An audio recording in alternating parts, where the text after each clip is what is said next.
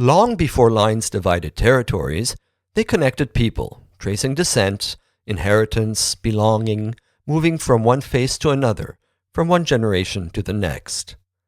In ancient houses, lines linked faces to their ancestors, and in medieval diagrams, they flowed downward from a single source, carrying bloodlines, names, obligations, memory, not as boundaries, but as continuities.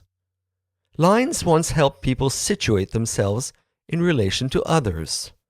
They offered a way of thinking about who came before and how the present was carried forward. So, this episode follows a line that moves differently. A line that crosses a city, appears briefly, then fades, and yet in a way continues to shape the land it passes through, even after it disappears.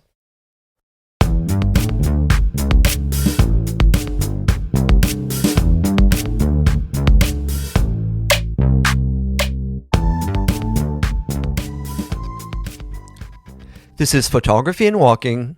I'm Philippe. The work I want to walk with today officially exists as a video documentation of an action. That's how it's usually described, and how it circulates institutionally. I first encountered it through photographs, through still images reproduced in books, catalogs, and exhibitions. Those images were how the work reached me, and how it began to settle in my thinking, quietly, over time. The project is called The Green Line. It was carried out in 2004 by Francis Alÿs, together with a small group of collaborators in Jerusalem. Francis Alÿs is a Belgian-born conceptual artist whose practice often begins with a simple action in public space: walking, tracing, observing. Gestures that later take form through video, photography, drawing, and painting. What Alÿs does is simple enough to describe. He walks. And as he walks, a can of green paint leaks steadily onto the ground, leaving a thin line across streets, sidewalks, dust, stone, uneven pavement. In some places it holds clearly, and in others it barely registers before disappearing. The line appears briefly, then vanishes, sometimes cleaned almost as soon as it's noticed. So, what Alÿs traces is not a border you can follow on the ground. It's a remembered one. Historically, the Green Line emerged in 1949, during the armistice negotiations that ended the First Arab-Israeli War. It was drawn in green pencil on maps used by Israeli and Jordanian negotiators, marking a ceasefire line between Israeli-controlled territory and land under Jordanian control, what would later be known as the West Bank. It was never conceived as a permanent border, and over time, particularly after 1967, when Israel occupied the West Bank following the Six-Day War, it receded from physical visibility. The city expanded over it, roads crossed it, and neighborhoods absorbed it. And yet the line remained active, in law, in planning, in political language, as well as in daily life. Alÿs's walk follows the portion of that line that passes through Jerusalem, a city where historical layers rarely align neatly, and where abstract decisions often carry tangible consequences. Before entering fully into the walk itself, it helps to step back. Lines have long been one of the ways humans organize understanding. In genealogies, lines once flowed downward, from a founding ancestor connecting generations like a stream. In medieval diagrams of kinship, branches radiated from one central pillar, mapping relations rather than territory. Those lines spoke of continuity. They offered ways of thinking about inheritance, obligation, descent. They moved through time more than across land. Political borders operate on a different register. They cross space. They intersect existing paths. They redirect movement.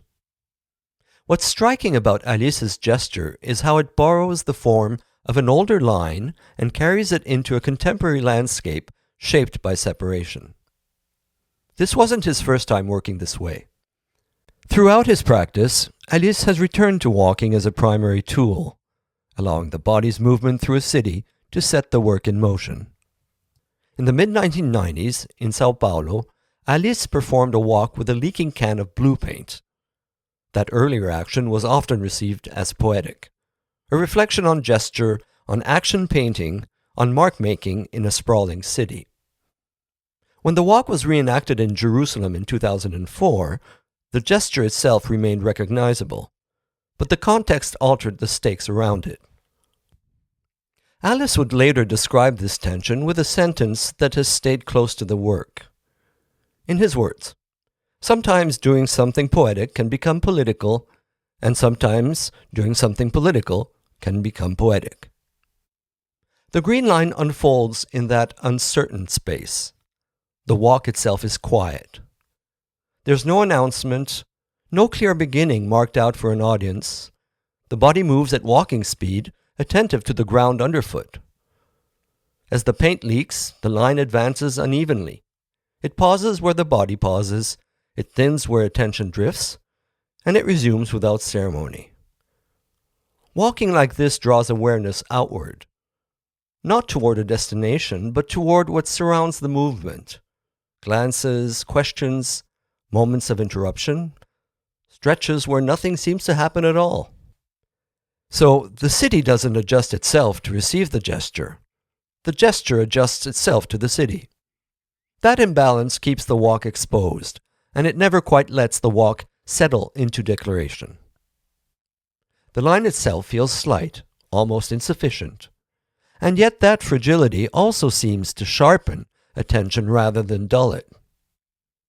Unlike a wall, engineered, reinforced, designed to endure, this line depends entirely on duration, on the time it takes to walk, and on the willingness to stay with something that might not hold. Eventually, it disappears. But the project doesn't end there. After the walk, Alÿs presents the footage to Palestinians, Israelis, and international observers, inviting them to respond, spontaneously, to the action, to the circumstances in which it took place. What emerges isn't agreement, but proximity. So, different readings sit beside one another. Yes, sometimes uncomfortably. For some, the line feels too fragile to matter.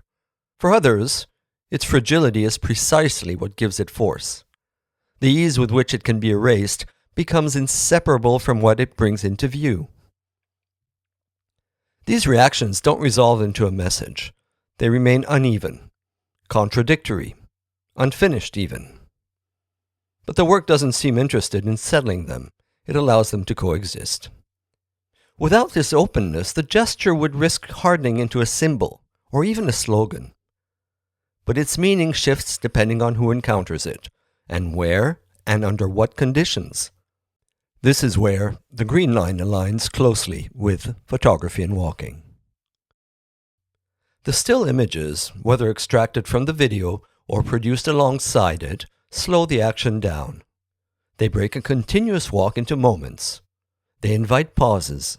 They allow attention to linger on how the line behaves, where it hesitates, where it thins, and where it barely registers. Photography doesn't fix the gesture. It holds it, briefly. Walking provides the structure that connects those fragments, step by step, without overview or mastery. Where walls make division visible through permanence, this line makes it perceptible through fragility. It appears, it fades, and yet the condition it points toward remains. That's what stays with me. The paint washes away, the walk ends, the line disappears. But the land doesn't return to neutrality.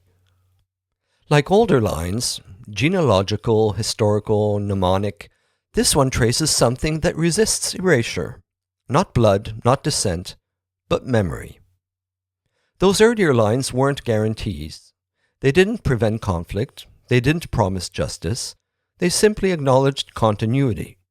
The fact that the present is never self-contained.